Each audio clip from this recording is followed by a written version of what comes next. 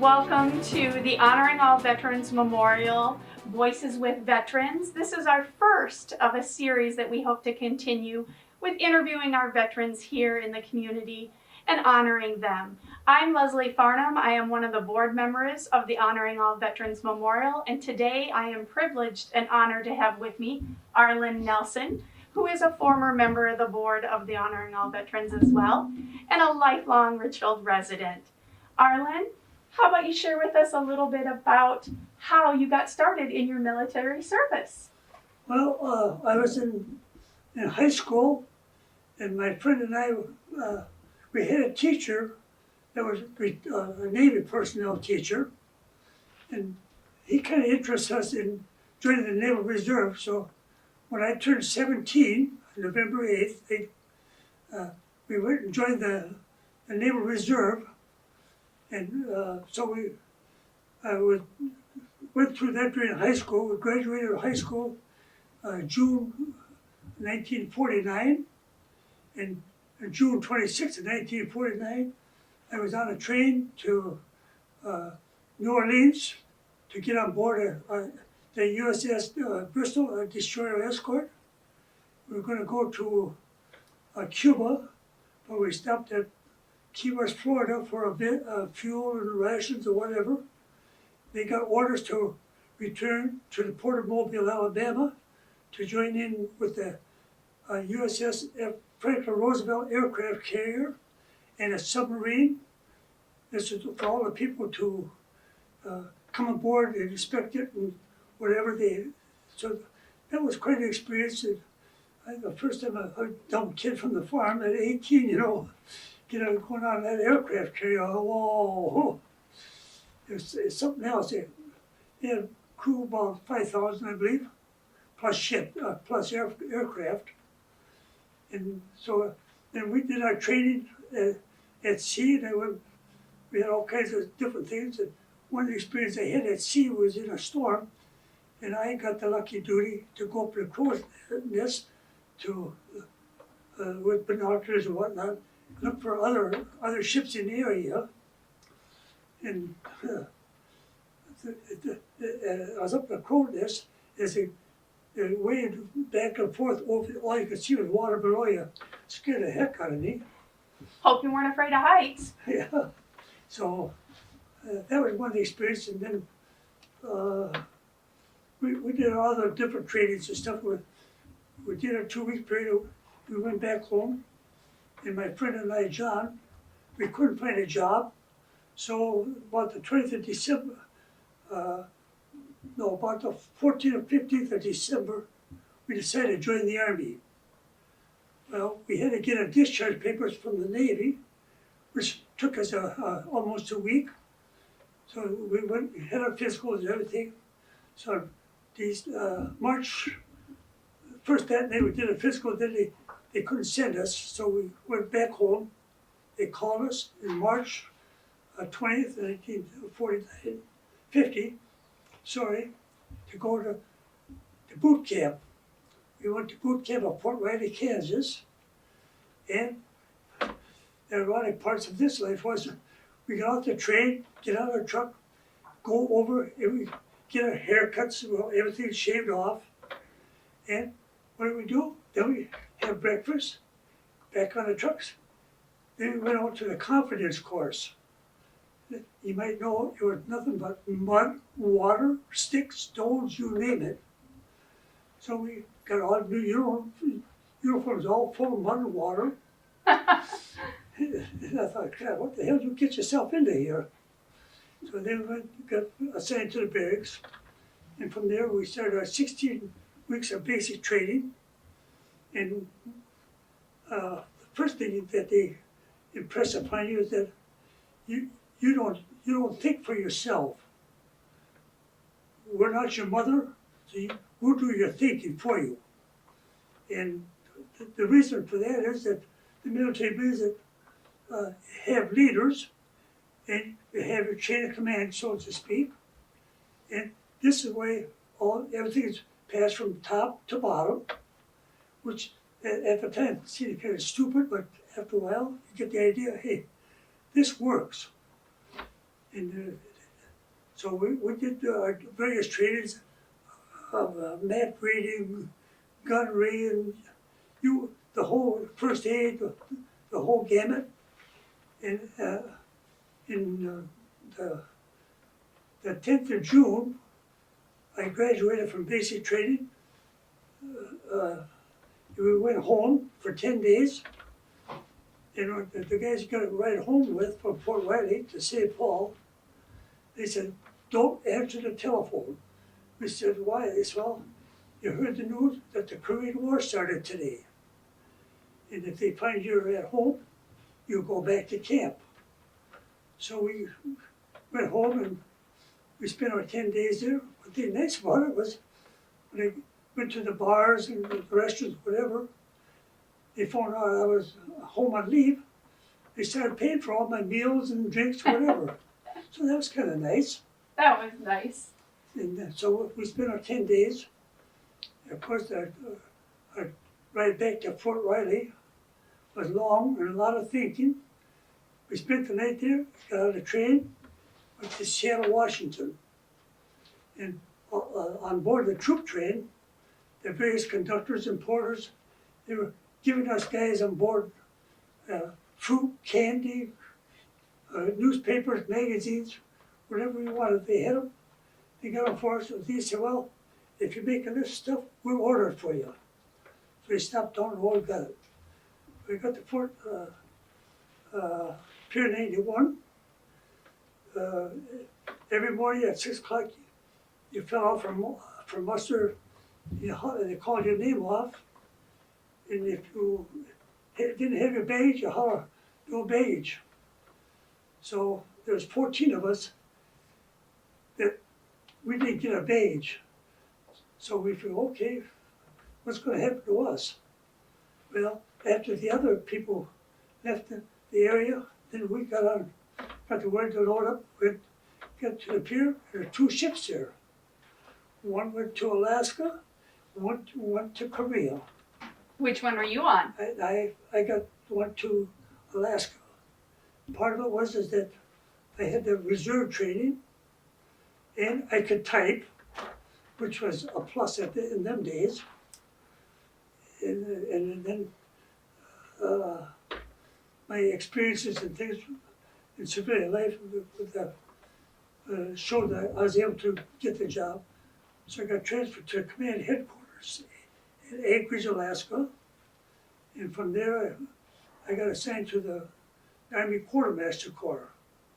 And for you that don't understand a quartermaster, this is the branch of service that deals with all your clothing, your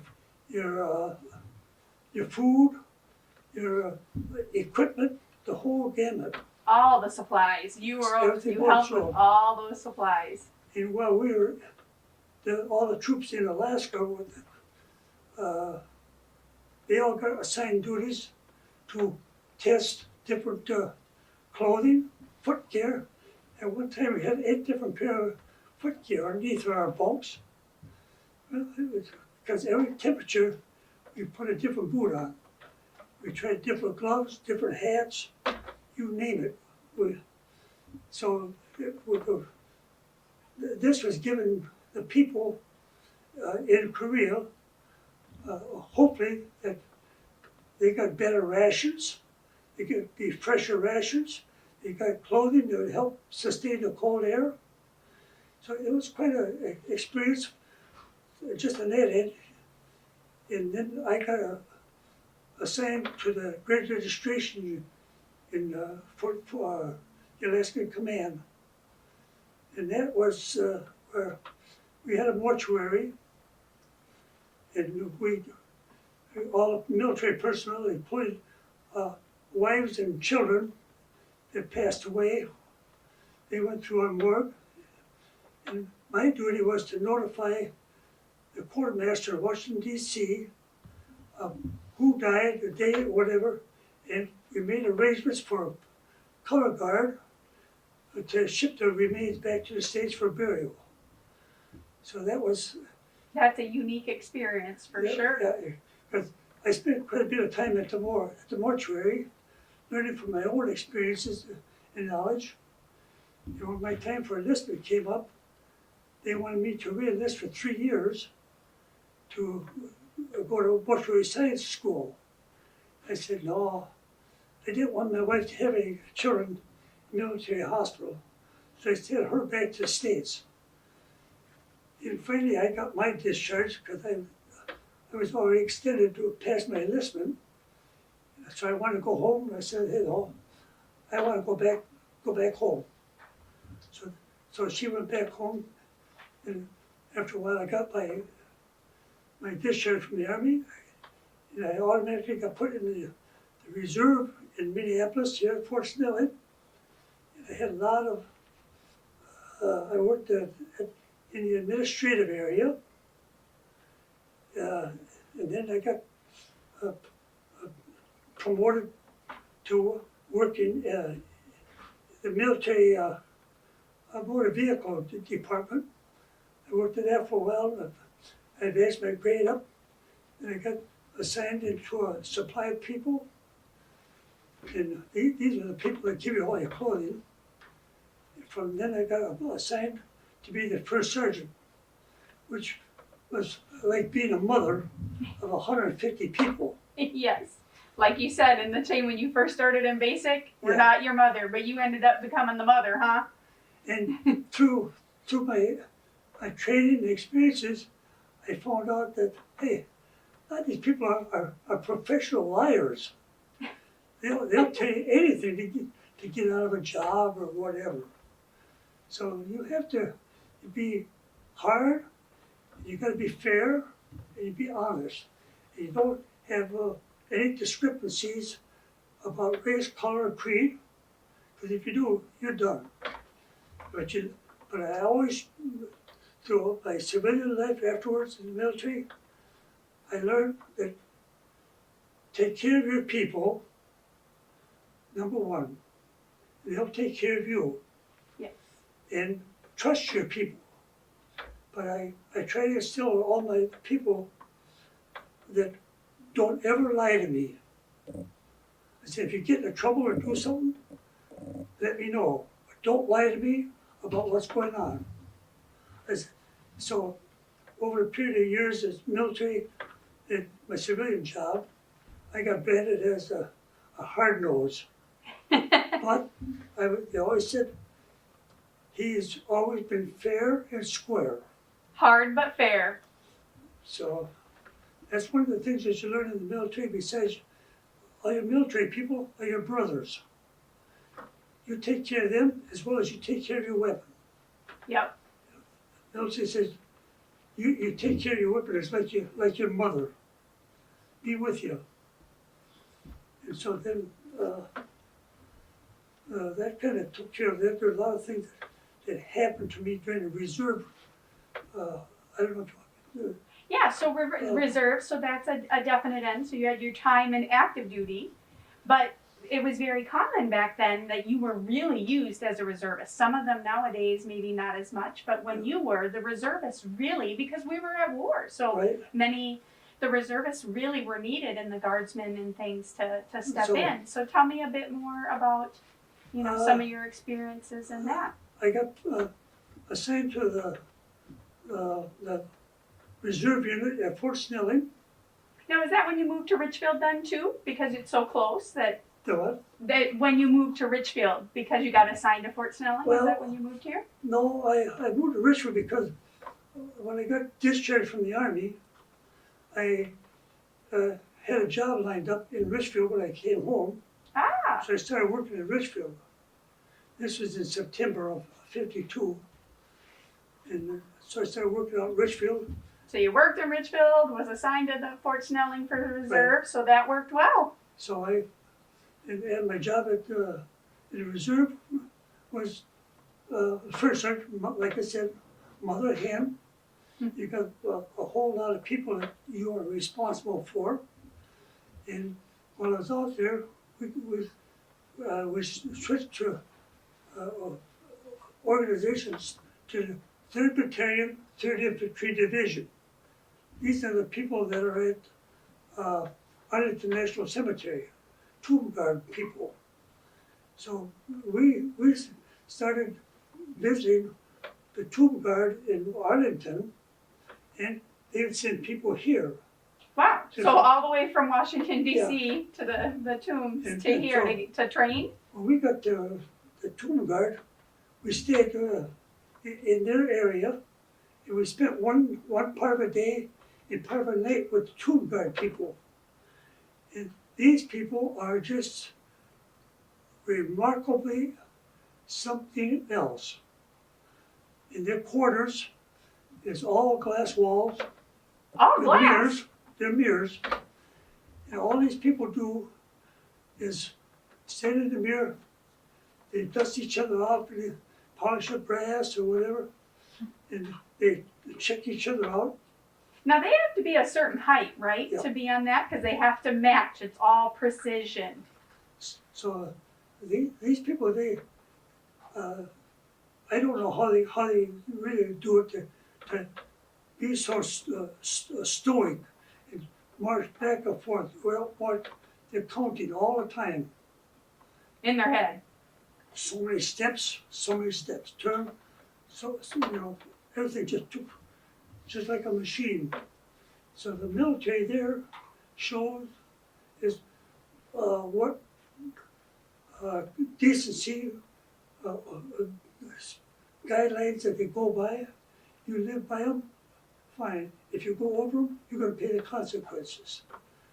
And when I say consequences, I'll give you a little example. One time we were out there, and we were marching at the Washington Monument, and we had a 14-gun salute, a 21-gun salute for the president of South Africa, President Yalu.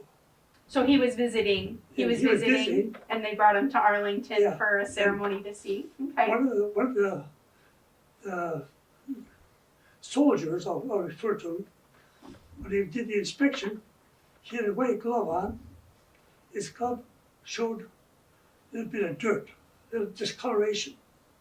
So by the time we got through marching and got back to Fort Myer, his bags were packed. Oh, just for a little dust on his white glove. Because he failed to have clean gloves on. He didn't pass inspection. Yep. So their discipline is very strict. And we were lucky that at Fort Snelling, we started up a clone of color guard with all the cockade hats and the whole works. So we marched in all the parades around here off and on, or we go back and forth to DC and parade, which is quite an honor Yes, that To is be- an honor. to be in charge of these people and all these uniforms. So then there's, that kind of takes care of some of that. There's other things I could put in here, but just soon probably not at this time. Yep. So what are some of the traits or things that you're most proud of from your service? Now that you're a veteran and at 90 years old, as you look back, what are some of the things that you're most proud of having served? Well, I'm very proud that I served 22 and a half years altogether. That were good years. I had a really longer period than that, but for retirement you had to have so many points a year. So I had 22 and a half good years in the military, which I try to recommend for people because that little paycheck every month really comes in handy. Well, and it's more than just a paycheck. And not only that, but they have benefits that you can't get in civilian life. Some of the civilian jobs are starting to have it. And you meet an awful lot of good people. I've met people that I'm still friends with. All these years we correspond back and forth. Yep. You So- stay in contact with them. So there again, it brings you back to the military adage, your brother and sister. So your family. Yep. It's your military family. Yep. And like everything else, everything is strict, rigid, but if you obey the rules, the regulations, you have no trouble. you'll enjoy yourself. You'll enjoy yourself.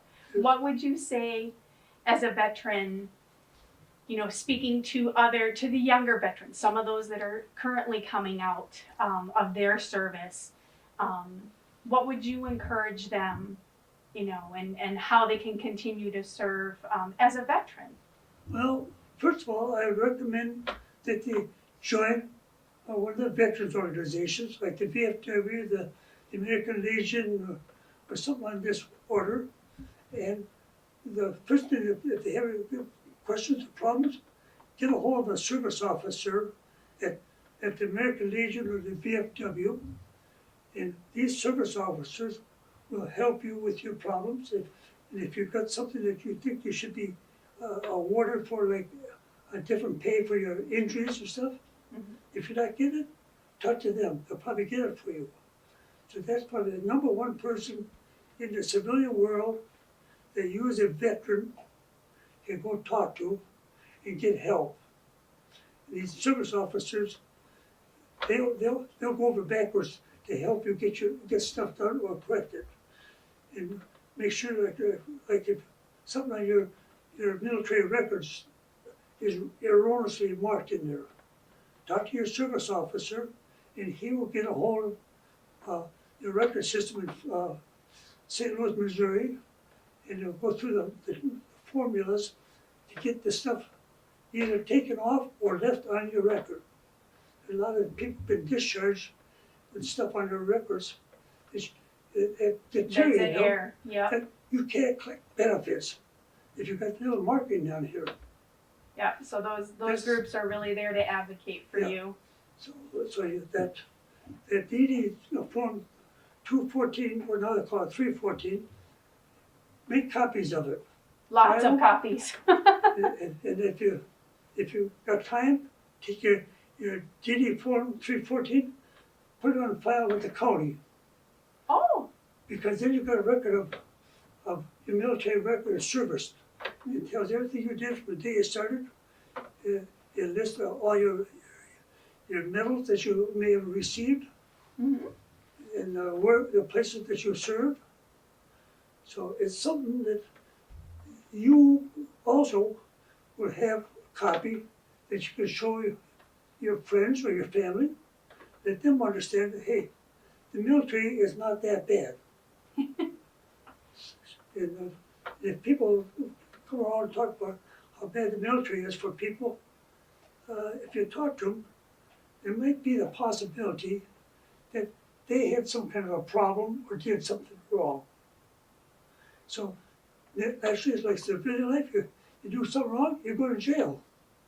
Yep. But so long, like you said, so long as you follow the rules and the regs, it's just standard rules of living. Awesome. Well, what would you say is the biggest impact on you from being in the military, or even in your veteran life? Because you, at 90 years, you've lived a full life. 22 of those and a half were in service. But what would you say was the biggest impact as you look back on being in the military? Well, first thing I think would be is that I learned how to respect people, how to listen to them, let them talk. Sure, maybe you've heard the story before, but by you talking to somebody, I'm a very strong advocate of this. People have trouble in their life, whatever it may be. I tell them, I said, if you've got a problem, don't keep it in. Talk to somebody. You know darn well that they probably can't do nothing for you, but get it off your chest. That way you clear yourself. Yeah, just having somebody to listen. But as long as you live with something that's festering you in your body or your mind, whether it be cancer or whatever, if you're worried about it, go talk to some medical people. Go talk to your minister. Let these people help you. There's help available, whether it be drugs, alcohol, or whatever. Somebody is there to help you. Your local police departments, they go to them. They know who to contact to help you. But don't be ashamed That is a great, great takeaway, and I think a lot of people need to heed that advice, whether you served or not, that, you know what, share and talk and seek out help. That Yes, is wonderful. very much so. Well, Arlen, it's been a pleasure to chat with you this afternoon. Any final parting words that you'd like to share, or a fond memory from your time? Well, first of all, I want to thank the Veterans Memorial Committee of letting me join them. It was These our honor. people are very dedicated people, and they are always looking for new people. Yes, You don't have to be a military veteran to belong to that committee. If you take an interest in it, go talk to them. Like here in Richfield, go to the community center or contact one of the people that are at the committee, and they'll help you get to it. You know, the city of Richfield, we as a committee have thanked them many times over the years that how great they were to help us. Yes, the If it city wouldn't has have been been the a city, wonderful our support. memorial probably would not be what it is today. So Very we true. have to thank the city for that, all the taxpayers. Thank you also for helping us get this memorial off the ground, and not being partial, but I think that our museum, I'll call it a museum or memorial, is one of the better ones in the country. And I try to make it a point when I travel to go to the different memorials and see what they're like. Because I try to train my children to travel when you're young. Travel and Travel. experience. Because you learn an awful lot of history and stuff when you're young. And you go someplace and say, oh, hey, I've been there. It reflects a memory in of these children. Yes. I know I've taken my family on several different trips. And sometimes I thought, oh, what did I do this for? But But a lot of great memories from yes, it. I do that, and I'm very thankful to the Lord that He's blessed me with the abilities to do things and see things that I have seen in my day. And as I look back over it, it's just incredible of the things that I have seen, things that I have done, and this is just part of my life. Well, thank you for sharing some of your stories. I know you have many, but thank you for sharing them with us and being our first Voices of Veterans participant. And we look forward to having many more. So if you are interested in joining us and being featured as a veteran, please do reach out to us at the Honoring All Veterans Memorial or through the Richfield Community Center. They will pass the message along to us. Thank you again so much, Arlen. You are my hero. Yeah, thank you.